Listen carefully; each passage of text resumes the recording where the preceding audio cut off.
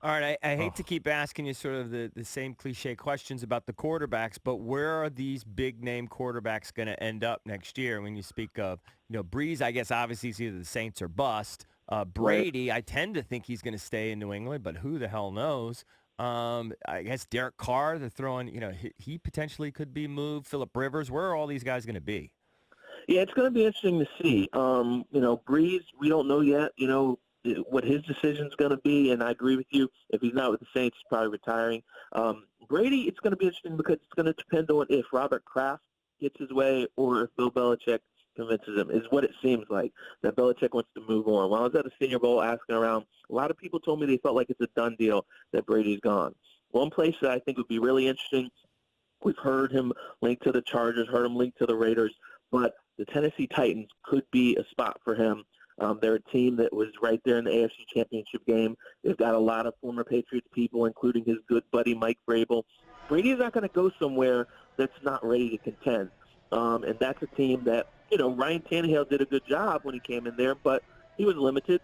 If you throw Brady in there, you re-sign Derrick Henry, your defense is good, get another offensive weapon maybe, that's a team that could make a strong push. And so that would make some sense for Brady.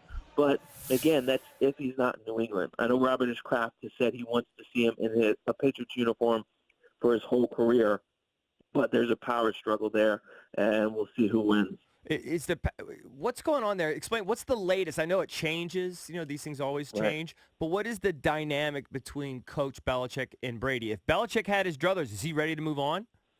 That's the sense that I get.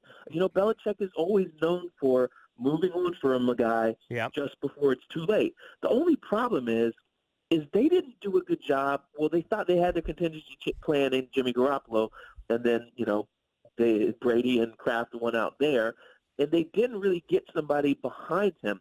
Brian Hoyer is not going to be the guy that's going to be a bridge. So I think it'd be smart to keep Brady for one more year, draft somebody, and then turn it over to him. Because otherwise, what are you going to trade for? Andy Dalton or pick up, sign somebody like Derek Carr if he's available, or there's not a real contingency plan in place. So that's why I think that they might have a case for keeping him, even though Belichick, it kind of seems like he wants to start fresh and move on. Joined by Mike Jones, NFL reporter, columnist for USA Today. What do you make of Ron Rivera throwing out Alex Smith's name as being in the quarterback derby with Dwayne Haskins here in D.C.? Is that a motivational ploy? Do you think he realistically thinks Alex Smith can recover from that injury and play in the NFL again?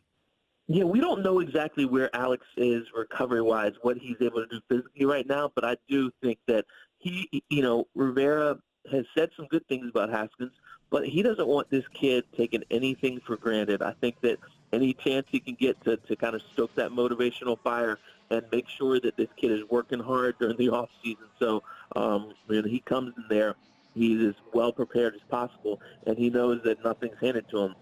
I think that's why, more than anything, why we keep on, hearing either Alex Smith or, before Rivera talked about, nothing was given to Haskins. I just, from everything we heard about Alex and the severity of his injury, it sounded like he most likely wasn't going to play again. Can he defy the odds? Maybe, but just, I haven't heard anything from anybody that's told me, Alex has a legit chance, outside of what I we mean, just heard from Rivera. think about it. He had 17 surgeries that he Yeah, acknowledged, I think.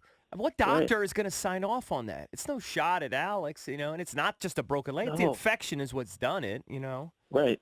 Yeah. And so, this is, again, I hate to count somebody out, and, great for him if he can make it back, but it just seems like it's such a long shot.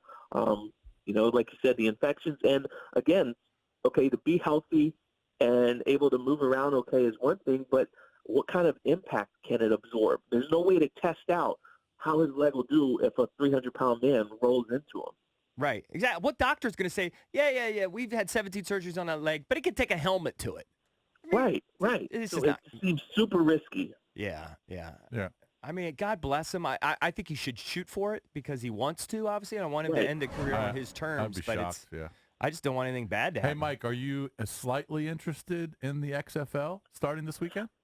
Yeah, I am interested. I've got to play a whole bunch of catch up. I've been, covering the playoffs. I was at the Senior Bowl for a week, then Super Bowl for a week. So I was just reading up on yesterday on, okay, who are some of these familiar faces that we might hear, but I am just like with the AAF. Um, there's always this intrigue. Can this work? And it seems like they've got the infrastructure, they've got the plan in place. They're more calculated than what the AAF was. And, I think we'll see some names, and it's going to be interesting. Nobody can get enough of football, and I'm interested in seeing how these rule changes for their game work and if it can work in the NFL. So we'll see.